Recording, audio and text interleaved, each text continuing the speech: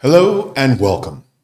Today, we put the mirror up to the Nigerian media, especially as they're about to celebrate over 60 years of being in existence in our great nation.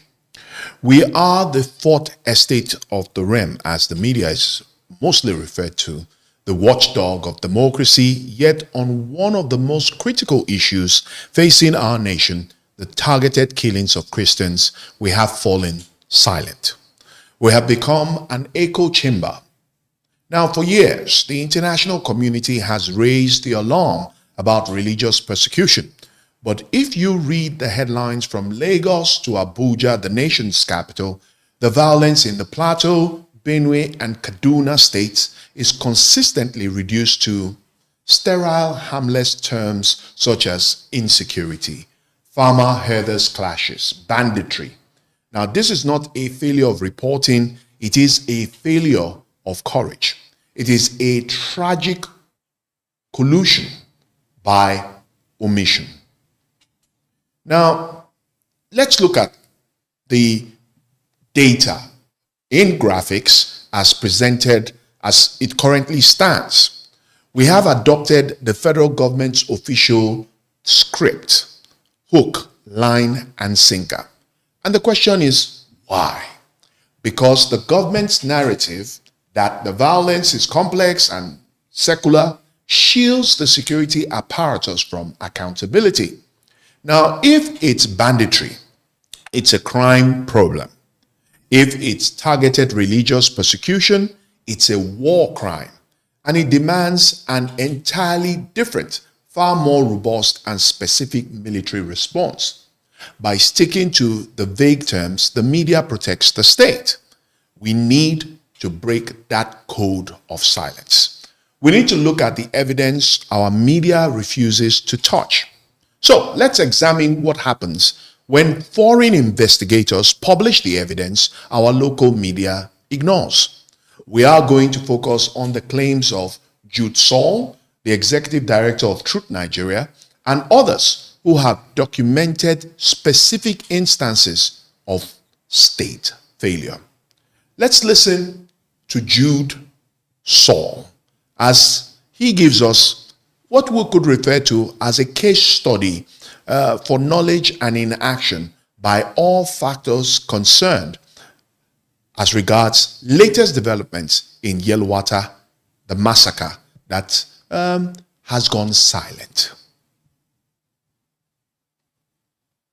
Cannot ignore the fact that there is Nigerian government complicity with these attacks. You saw some of our journalists in the documentary.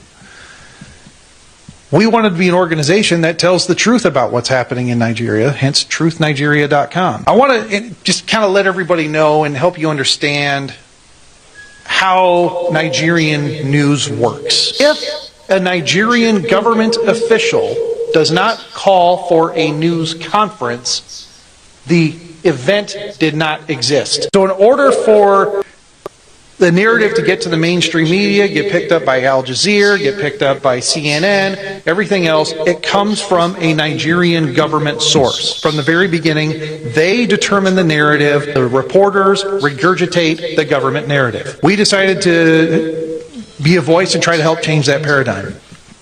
And created. How many of you guys know that there were 10 Christians killed in Kaduna just the other day? How many of you know Christians killed in Plateau just a week ago? How many of you know that besides the 280 Christians that were killed in Yelwata on June 13th, we are now about over 500 Christians that have been killed total since Yelwata? No one knows. The media is not reporting it. Well, that's why we formed Truth Nigeria, to talk about what is going on. But also, what we pointed out in the documentary that I'd like everybody to realize is that Truth Nigeria had information that the attack on Yelwata was going to occur 3 weeks before the attack happened. Now, when we get a terror alert, we find information, we know attacks are going to occur, our method is we issue a terror alert on our website, truthnigeria.com, but we also immediately call the local authorities. We notify the Nigerian military, the DSS, the Nigerian government, to let them know this is what we found out, this is our intelligence. Now, A day before the attack, we got word that there's movement happening. They are mobilizing, and they are coming for Yellowwater. So the day before, our team notified the government, the local authorities, the army, the police, and said, hey, there's movement, they're coming, watch out. What happened? Absolutely nothing. The government stood by and did nothing. With advance warning, multiple times. In fact, there's a military fob with soldiers that was less than a kilometer away while the attacks were going on, shooting warning shots in the air, but did not engage the terrorists as people were being burned to death, hacked to death with machetes. And now, this first clip alleges that the military received an intelligence mail warning them hours, sometimes days before attacks happen. This is not guesswork. This is specific documentation that challenges the entire premise of the government's overwhelmed and surprise defense. Why is that information absent from our national news? I mean, because the implication is devastating. It suggests that security agencies are not merely failing to protect citizens, they are potentially complicit through deliberate inaction. Every time a reporter uses the word bandits without noting this documented intelligence failure, they are helping to bury the truth and protect those responsible. This is the difference between journalism and public relations for the state. Now, at this point, we want to give you further insights into the failure of ethics and the widening gap, especially as it relates to our subject of conversation on leadership dialogue today. Let's hear from the director of Truth Nigeria as she gives us further insight into these areas of critical discourse. Being forced to move from climate change. The Fulani are not really terrorists. Oh, the fact that they're Muslims got nothing to do with it. They're just, because they're nomadic tribesmen, they're looking for other land.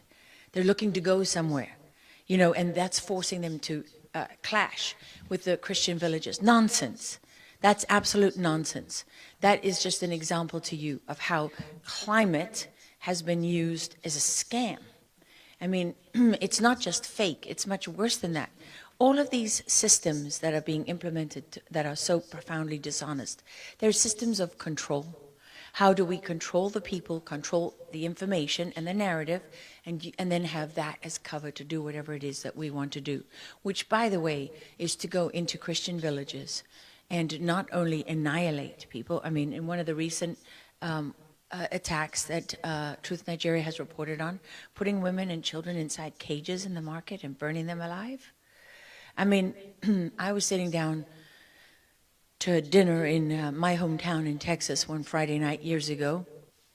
My husband was with me. It was when we were trying to get the sound of freedom was being blocked because people didn't want child trafficking to be a conversation everyone was having. And we were doing our best to help get that movie put out. And I got a video. I showed it to my husband as we sat down. He couldn't eat. And it was a young 18-year-old, 18-year-old girl from Nigeria who was pulled from one of the villages. And as they were slicing off her head, they were digging her baby out of her tummy. And she was well advanced in pregnancy. That's the reality of what, when you put those numbers up and you go before your colleagues in Congress and you put those numbers forward, that's what it means in human terms. I mean, Lawrence once was calling Doug and myself. He's sitting in the back of a meat wagon on the bodies of his friends and neighbors with malaria. Remember, after that he went out with malaria for weeks. I mean, these the cannot be overstated. But the challenge that they face is that the media itself denies the reality that they see and report on with their own eyes and ears. I mean, that's without conscience.